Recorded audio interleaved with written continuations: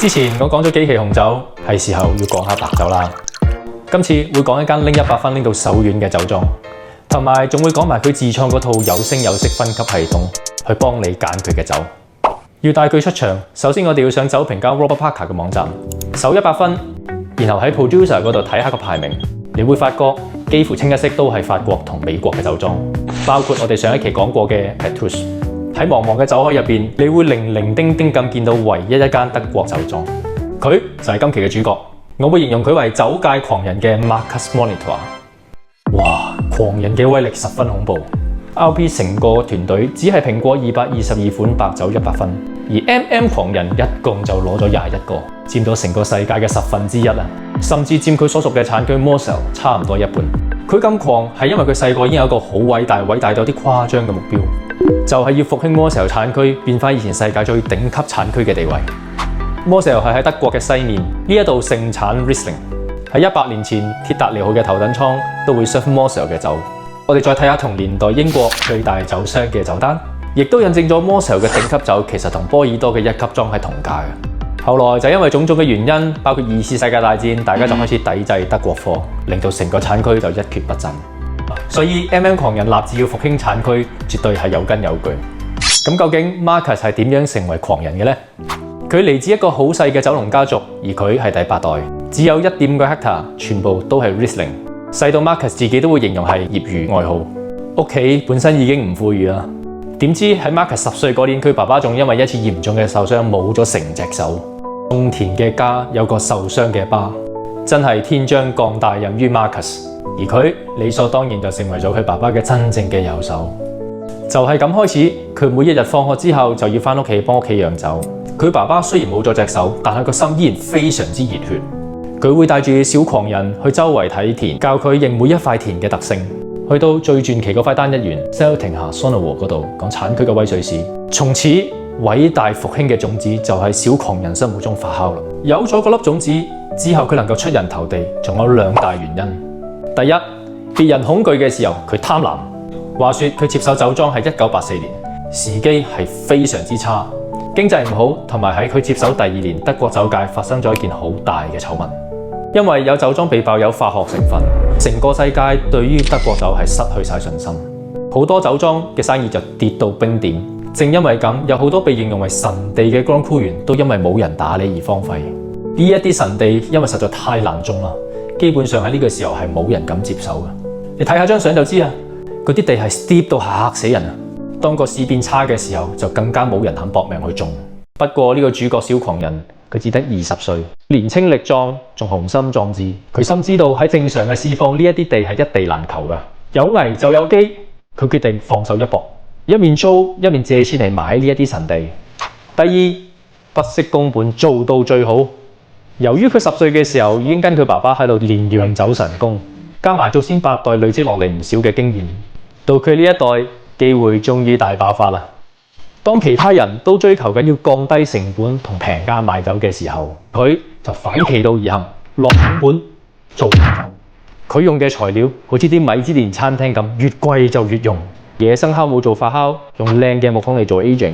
由於好清楚每一塊田嘅特性，所以佢可以好似 Burgundy 咁樣逐塊田獨立處理。即使初期人手不足，都會堅持100%人手採摘。一般酒莊就只會用幾個禮拜嚟完成採收，而佢就會將呢個過程拉到幾個月咁長。咁樣嘅好處係佢可以收成到好多唔同成熟度嘅提子，亦造就咗佢另一個好有遠見嘅決定，就係嘗試生產乾型，即係唔甜嘅葡萄酒。想當年仲係全民皆甜嘅年代，釀一啲唔甜嘅酒就好似豪賭一樣，因為呢個市場根本就唔存在。但係到今日，大家已經開始鍾意飲啲乾白，唔鍾意咁甜嘅葡萄酒嘅時候，我哋就發覺佢嘅決定真係明智到不得了。後嚟佢仲係最先嗰班酒農嚟種返 Pinot Noir 同 Pinot Blanc。講到呢度，可能你會以為 Marcus 好似我哋香港成哥一樣低價入市，然後高價賣出賺返一筆。叫得佢做狂人係因為個市況係啱啱相反。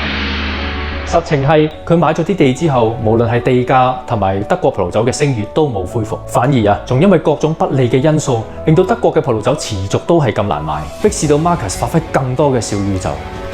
產品上佢仲開發咗一條好抵飲同好高質嘅入門系列 Haus Klosterberg。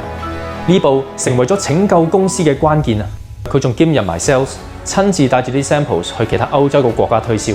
佢嘅勤力加上酒嘅高質，成功打動咗北歐人。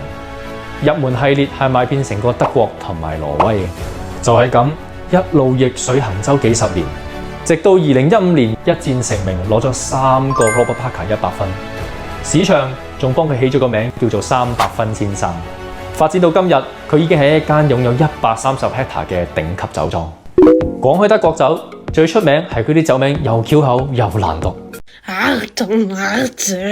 加埋嗰套傳統分級又夠晒複雜，所以基本上一般人都好難睇得明。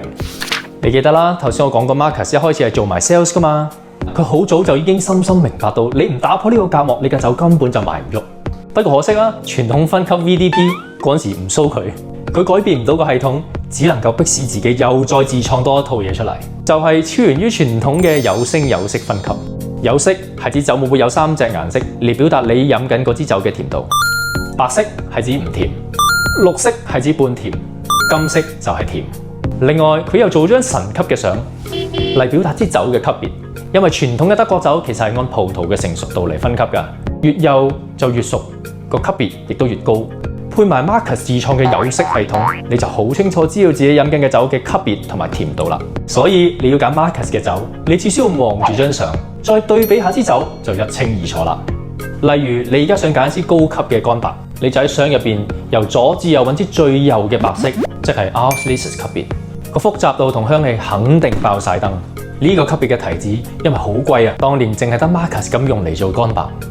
有聲係表達 Marcus 幫自己嘅酒做評級，從冇聲到1、2、3粒星，星越多就代表 Marcus 覺得啲酒越代表到風土。一開始講過21隻 RP100，其實大部分 Marcus 自己都係評3星嘅。不過放心 ，Marcus 出品必屬佳品，就算冇星都過晒佢狂人嘅標準啊，先至會推出市面。所以你追求高品質就去追星，你追求經濟實惠就可以揀冇星。認識完佢有聲有色系統，大家而家都係揀酒嘅專家啦。我都推薦幾支酒俾大家。中意甜嘅朋友記住認住金色帽。Marcus 話齋，唔同嘅甜只係代表唔同嘅樂器，好似傳奇甜 Seltenher Sonor 好似小提琴，優雅溫柔又有好多個100分。2022年3粒星都只係千零蚊就俾你試到產區嘅頂級。經濟啲，我推薦支2017年嘅 Veltliner Klosterberg， 金頭2星都只係400零蚊。甜得嚟佢又爆晒酸，所以做得好靚。唔中意太甜嘅朋友就揀綠頭2023年嘅 Bauskasteller Bustebur， 綠頭1星唔使4嚿，少少甜多多醋。完全唔甜就揀白頭傳奇甜 Seltenher Sonor 400零蚊。